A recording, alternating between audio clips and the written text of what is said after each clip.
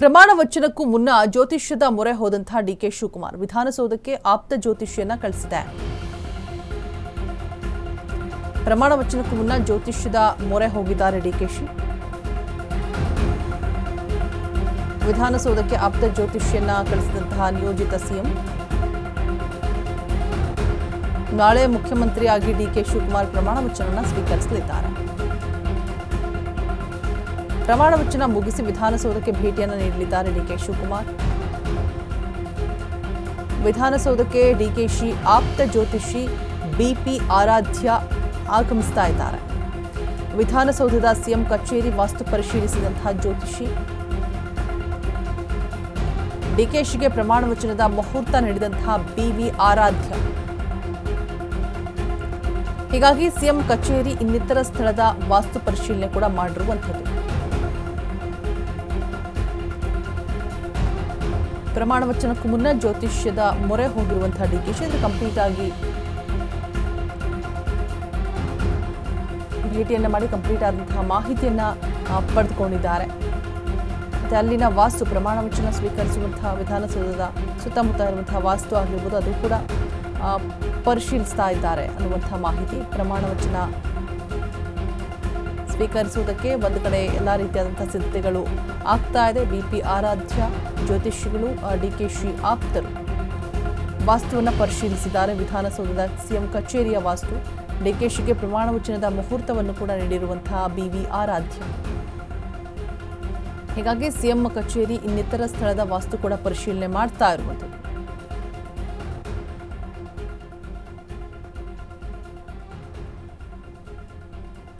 So DKShi ಯಾವುದೇ ಒಂದು ಕೆಲಸ ಕಾರ್ಯಗಳಾಗಬೇಕು ಅಂತ ಹೇಳಿದ್ರು ಇಂಪಾರ್ಟೆಂಟ್ ಇದ್ದಂತಹ ಸಂದರ್ಭದಲ್ಲಿ ಮತ್ತೆ ಈ ಸಿಎಂ ಒಂದು ಸ್ಥಾನವನ್ನು ಪಡೆದುಕೊಳ್ಬೇಕು ಅಂತ ಹೇಳ್ಬಿಟ್ಟು ಎಲ್ಲ ರೀತಿಯಾದಂಥ ಪ್ರಯತ್ನವನ್ನು ಮಾಡಾದ್ಮೇಲೆ ಅವರು ಕೊನೆಗೆ ಕೈ ಹಿಡಿಯೋದು ಪ್ರಾರ್ಥನೆ ಮತ್ತು ನಾವು ನಂಬಿದ ದೈವ ಅಂತ ಹೇಳ್ಬಿಟ್ಟು ದೈವದ ಮೊರೆ ಹೋಗ್ತಾರೆ. ಸಿಕ್ಕಾಪಟ್ಟೆ ದೈವ ಭಕ್ತರು ಕೂಡ. ಸೊ ಇಲ್ಲೂ ಕೂಡ ಯಾವಾಗ ಪ್ರಮಾಣ ವಚನವನ್ನು ಸ್ವೀಕರಿಸಬೇಕು ಅಂತ ಹೇಳ್ಬಿಟ್ಟು ಜ್ಯೋತಿಷಿಗಳ ಒಂದು ಸಲಹೆ ಸೂಚನೆಯನ್ನೇ ಪಡೆದುಕೊಂಡಿರ್ತಾರೆ. ಸಮಯ ಆಗಿರ್ಬೋದು, ಗಳಿಗೆ ಆಗಿರ್ಬೋದು, ದಿನ ಆಗಿರ್ಬೋದು, ಎಲ್ಲವನ್ನೂ ಕೂಡ. ಸೊ ಅದರಂತೆ ಇದೀಗ ಎಲ್ಲ ರೀತಿಯಾದಂತಹ ಸಿದ್ಧತೆಗಳನ್ನು ಮಾಡಿಕೊಂಡಿರುವಂಥದ್ದು ಅವರ ಅತ್ಯಾಪ್ತರು ಆರಾಧ್ಯ ಅವರ ಖ್ಯಾತ ಜ್ಯೋತಿಷಿಗಳು ಆರಾಧ್ಯ ಅವರ ಒಂದು ಸಲಹೆ ಸೂಚನೆಯ ಮೇರೆಗೆ ನಾಳೆ ಸಂಜೆ 4:05 ಪ್ರಮಾಣ ವಚನವನ್ನು ಸ್ವೀಕರಿಸೋದಕ್ಕೆ ಸಮಯ ಕೂಡ ನಿಗದಿ ಆಗಿದೆ. ಅದರ ಜೊತೆಗೆ ಕಂಪ್ಲೀಟ್ ಆಗಿ ಅಲ್ಲಿ ವಾಸ್ತು ಪರಿಶೀಲನೆ ಅಂದರೆ ವಿಧಾನಸೌಧದ ಸಿಎಂ ಕಚೇರಿಯ ವಾಸ್ತು ಪರಿಶೀಲನೆ ಕೂಡ ಮಾಡಿರುವಂಥದ್ದು.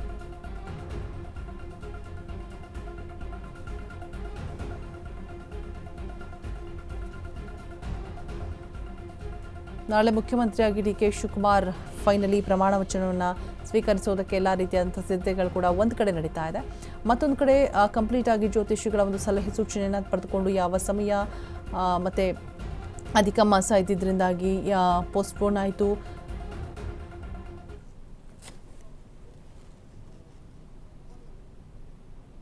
ಜಮೀರ್ ಅಹಮದ್ ಖಾನ್ ವಿರುದ್ಧ ಆಡಿಯೋ ಅಸ್ತ್ರವನ್ನು ಉಪಯೋಗಿಸಲಾಗ್ತಾ ಇದೆ. ಮಾಜಿ ಸಚಿವ ಜಮೀರ್ ವಿರುದ್ಧ ಆಡಿಯೋ ಬಾಂಬ್ ಸಿಡಿಸಲಾಗ್ತಾ ಇದೆ. ಸಮರ್ಥ ಸೋಲಿಗೆ ಕರೆ ನೀಡಿದರಂತೆ ಮಾಜಿ ಸಚಿವ.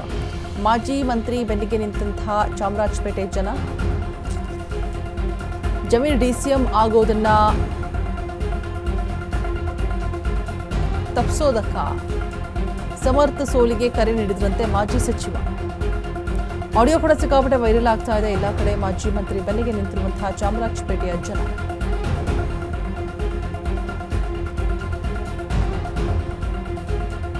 ಜಮೀರ್ ಡಿಸಿಎಂ ಆಗೋದನ್ನ ತಪ್ಪಿಸೋದಕ್ಕೆ ಈ ರೀತಿಯಾದಂತಹ ಷಡ್ಯಂತ್ರಗಳು ನಡೀತಾ ಇದೆ ಅಂತ ಒಂದ್ ಕಡೆ ಹೇಳಲಾಗ್ತಾ ಇದೆ.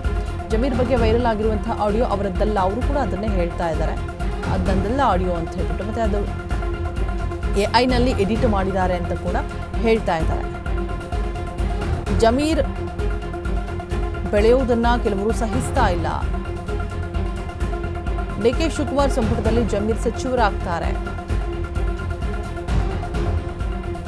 ಜಮೀರ್ ಹೇಳಿಕೆ ಬಗ್ಗೆ ಚಾಮರಾಜಪೇಟೆ ಜನರು ಮಾತನಾಡ್ತಾ ಇರುವಂಥದ್ದು. ಜಮೀರ್ ಅಹಮದ್ ಖಾನ್ ವಿರುದ್ಧ ಆಡಿಯೋ ಅಸ್ತ್ರ.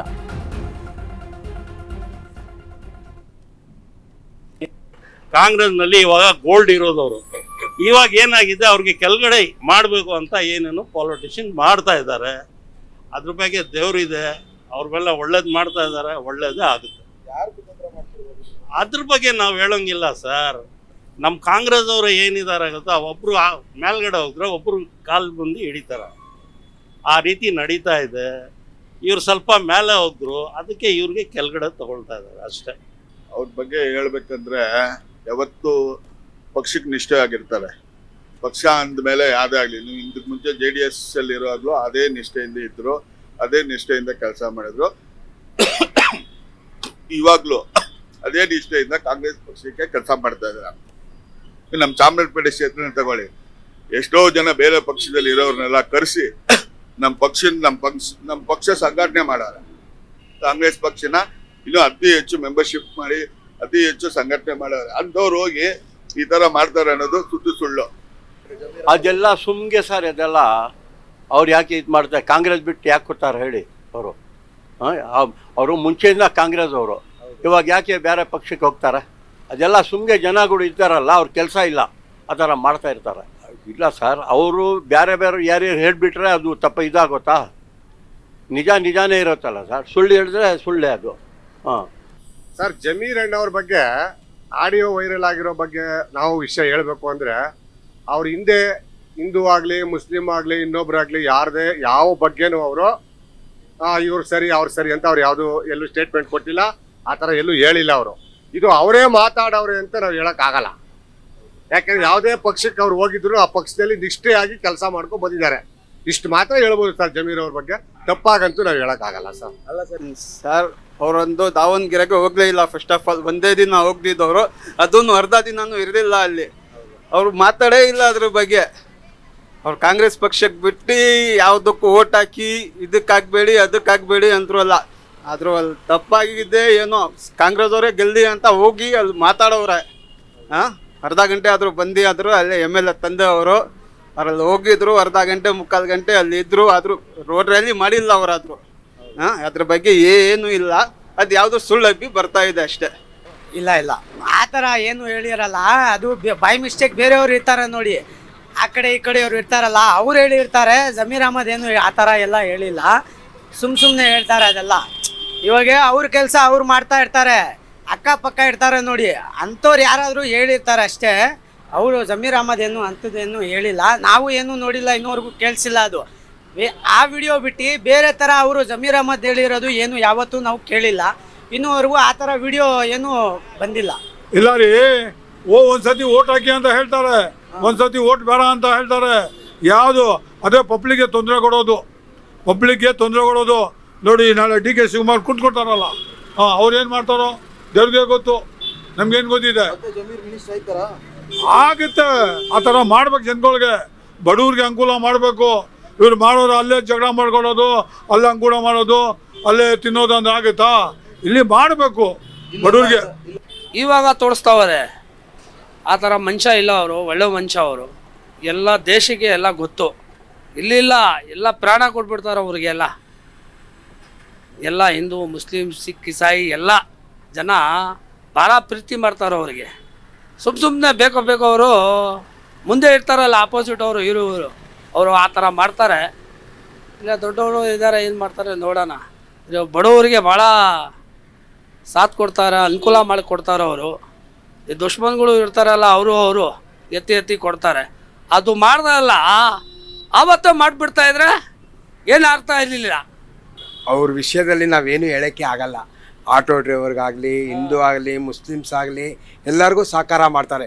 ಯಾರೇ ಹೋದರೂ ಬೇಡ ಅನ್ನಲ್ಲ, ಬರ್ತೀನಿ ಅಂತಾರೆ. ಅಂಥವ್ರಿಗೆ ನಾವು ಯಾವ ಕ್ಷೇತ್ರದಲ್ಲಿ ಅವ್ರಿಗೆ ಎಲ್ಲೋದ್ರೂ ಅವ್ರಿಗೆ ಮರ್ಯಾದೆ ಇದೆ.